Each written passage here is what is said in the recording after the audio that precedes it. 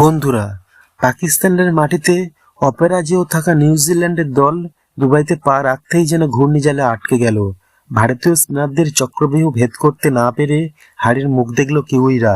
আজকের এই ম্যাচ শুধু নিউজিল্যান্ডের জন্য নয়, অস্ট্রেলিয়ার জন্য একটা বার্তা। ভারতের স্পিন বোলিং এর সামনেই টিকে থাকা সহজ হবে না। ভারত আজ তার স্পিন আক্রমণের শক্তি দেখিয়ে দিল। মাঠে ছিলেন অক্ষর প্যাটেল, রবীন্দ্র জাদেজা, কুলদীপ যাদব এবং স্ট্যামকার বরুণ চক্রবর্তী। একদিকে নিউজিল্যান্ডের ব্যাটাররা যখন একটু জমে উঠেছিল, তখন ওই চক্রবর্তী এলেন এবং ঘুরিয়ে দিলেন ম্যাচের মোড়। বরুণ চক্রবর্তীর ঘূর্ণিতে একের পর এক উইকেট হারিয়ে নিউজিল্যান্ড শেষ পর্যন্ত 205 রানেই গুটিয়ে যায়। তার বোলিং ফিগার ছিল 10 ওভারে 42 রান দিয়ে 5 উইকেট। টপ অর্ডারে উইল ইয়াংকে বোল্ড করেই শুরু।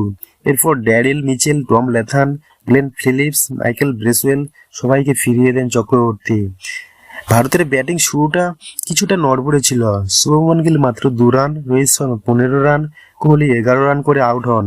তবে শ্রেয়স আইয়ার 79 এবং অক্ষর প্যাটেলের 42 রান দুর্দান্ত ইনিংস ভারতকে 249 রানের এক সম্মানজনক স্কোর এনে দেয়। নিউজিল্যান্ডের ভালো শুরু করেছিল, তবে স্পিনের সামনে তারা অসহায় হয়ে পড়ে। কুলদীপ যাদব, জাদেজা ও অক্ষর প্যাটেল মিলে কিউইদের উপর চাপ সৃষ্টি করেন।